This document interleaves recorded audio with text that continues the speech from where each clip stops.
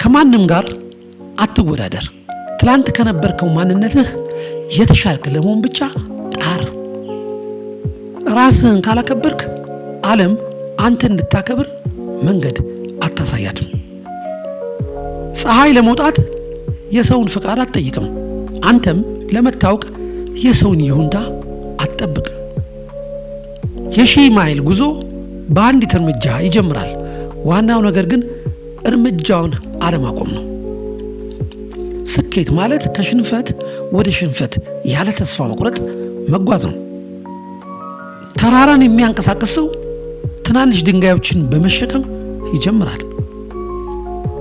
ወደ ከፍታ በወጣ ቁጥር ንፋሱ ይበረታል።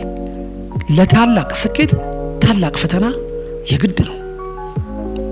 እድል ማለት ዝግጅትና አጋጣሚ ሲገናኙ የሚፈጠር ውጤት ነው።